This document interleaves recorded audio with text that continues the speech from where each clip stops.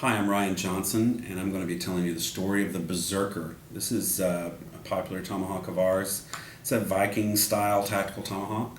And this one has kind of an unusual story to it. I wanted to tell a story about that today. Most of our tomahawks that we make are customer driven. So we have a specific group or team or customer that says, hey, we're wanting to do such and such. And we've designed a tomahawk to fit those needs. This tomahawk was one of the first tomahawks I ever did where it was not a mission-specific item. I had been working with the good folks at 511. They had called me up a few years ago and said, hey, we have a corporate partner that we'd like to get a Christmas present for. Can you make us a Damascus Viking axe? And I said, yeah, I can make a Damascus Viking axe. That'd be no problem. So we worked out some details, and they gave me a lot of artistic liberty with that. And so I was really excited about the project. Because who wouldn't want to make a Damascus Viking axe? They called me up a day or two later and said, hey, we've been talking about this Damascus Viking axe. Could you also make a tactical Viking axe? I'm like, well, what do you mean a tactical Viking axe? He's like, well, like your tomahawks, but Viking. Can you make something like you already make a tactical tomahawk, but make it a Viking-style tactical tomahawk? I'm like, sure, I can do that. They were wanting to get one for each person in the executive team, and I said, well, what are your parameters? What are your specifications? He said, dude, just make it cool.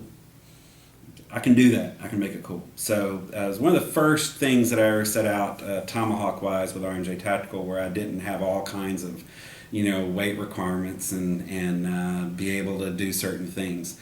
And so this was just a fun piece. And so I made them a handful of these for their executive team and for one of their corporate partners.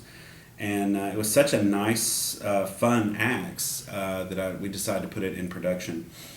It has a very good balance. I'm going to move it around here. It has a lot of places to grip onto. This handle is comfortable all the way down, depending on what you're working on, and you can also grab up and actually work with it. If in the woods, you can sit there and do real fine detail work with it. It's got a lot of cutting edge. It's got a lot of cutting power. You can lop things off pretty easily with this axe.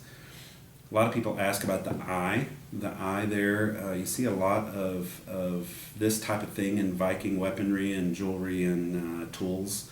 They would put eyes and mouths and all kinds of different animal features on their tools and weapons. And the eye is just one of those things that, to me, makes the piece. It makes it more of its own creature instead of just a tool and weapon.